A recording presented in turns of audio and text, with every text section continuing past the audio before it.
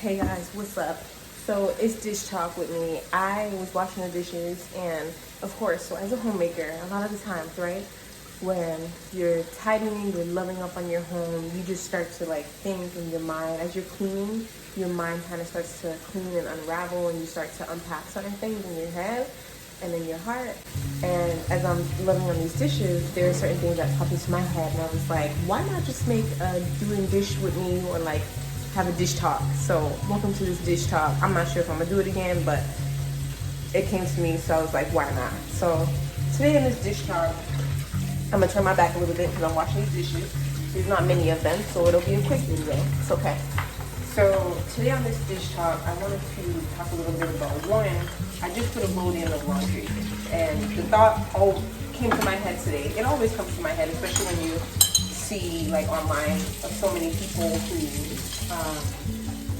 complain about doing laundry, and like by all means, if it's not your area of things that you enjoy doing, that's okay, because we all have our things that we don't enjoy doing, but there's a difference between, you know, complaining and processing, right, and complaining about things that you just cannot change. Is it really purpose? Like, is there really a point? You're just complaining about the same thing over and over again, so why not change it? And you just, burning energy. Why? You're just burning energy, so what's really the point? So I know I see it and hear it a lot of like people like, oh my gosh, it takes 3 to 5 business days for laundry to get done.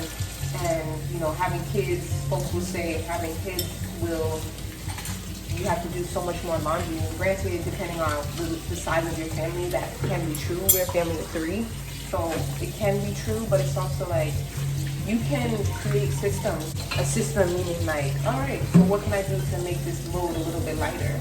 And I do a load a day now.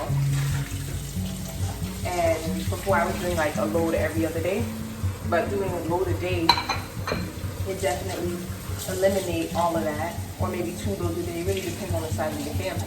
But so many people complain about it, and it's like, we were doing laundry before we had children, right? We were doing laundry way before we had children. We're always gonna need laundry. We're always gonna need clothes, whether you're a parent or not. So how come and why is it that while we're parents is the only time that we complain about it? Maybe it's excessively more, but then okay, how do you make it so it's not? How do you make it so that it's kind of... Yes, King? You got your stuff? What stuff, baby? So how do you make it so that it's... Oh, you dropped it? I left you a napkin over there. Do you see it? Is that napkin okay?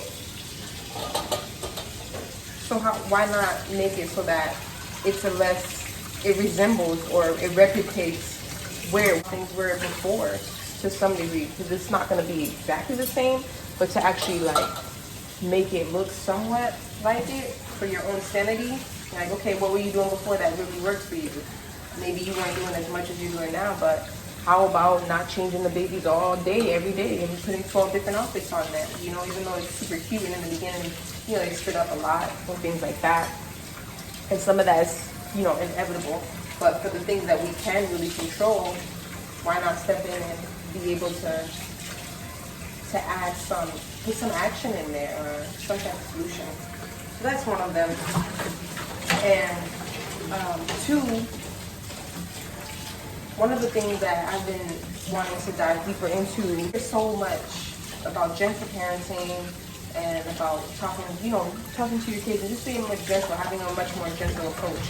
And we've heard the word, if you haven't, attachment parenting before, and when we hear those words, it really sounds like, to me at least, before I had a baby, I heard attachment parenting and I thought the most extreme. I didn't think anything in between. I just thought like, okay, so my baby's gonna be attached to me 24/7, and my voice can't sound a little high. I'm not able to do this. I'm not able to do that. And there was just so much of a box and so much limitations that, for me at least, it felt like so much restriction and so much stigma. And judgment, even in the attachment world.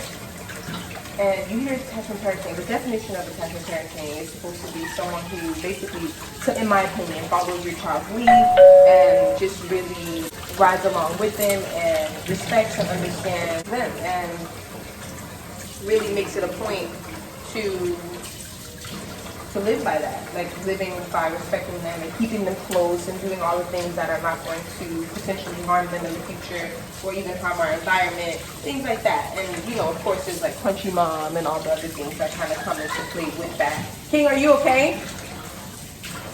But sometimes you hear attachment parenting and you think, I can't walk away from my kid or for 1 second.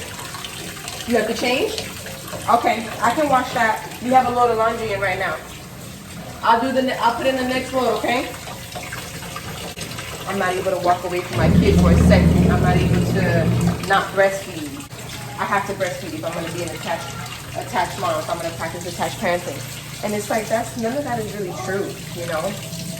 I want to dive deeper. Maybe I'll make a deeper video about it. Let me know what you guys think. And I will. But these are just some things that I was just thinking about as I was just watching the dishes. Like, it's just so mind-blowing that there's all these limitations and stigma. It's like, yes, for the most part, there's an umbrella term, but also it's really, you can create it to look however you want it to look, and it doesn't have to look the same for everybody. Yes, King? The washer has mini clothes on it. Yeah, it does. I just put a load in right now. What? Because I'm washing, so I have a few loads that I'm going to put in. So we can put that in the next load. You want to help me put that in the next load? Yeah. Okay. Can you just pick it up off the floor, my love? Not Daddy, Mom. Let's get it. And then So it doesn't have to look the same for everybody.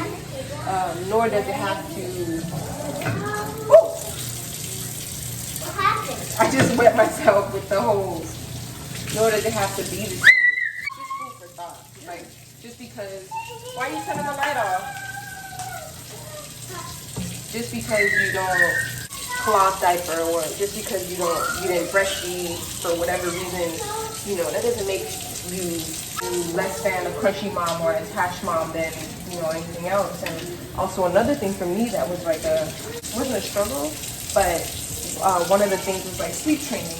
And you don't hear them talk about it a lot with attachment parenting, and they don't really explain to you that like it's okay to put your baby down and there's a such thing called anxiety.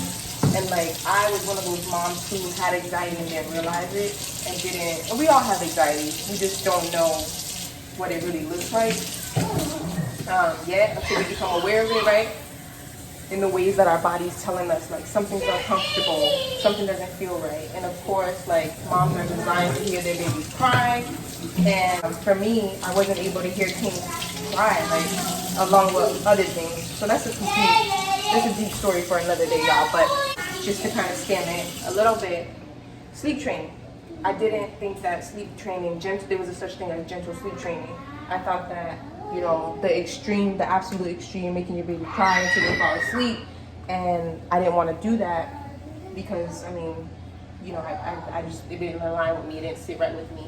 So I didn't want to do it. And I thought that was my only option. But little did I know there was a way to gently, you know, show King how to sleep in the bed on his own. But there are attachment theories out there that are like, they can't sleep on their own. You can't, you know, let them kind of self-soothe because they're gonna cry like crazy. And it's like, there is another way.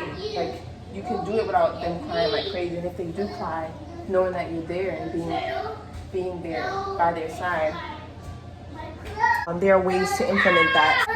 So that's one of the things I was just thinking about as well too. This is my dish talk. Leave a comment if you guys want to have more dish talk conversations like this. Attachment parenting can look different. Gentle parenting can look different for everybody. It doesn't have to really be cookie cutter and look the same.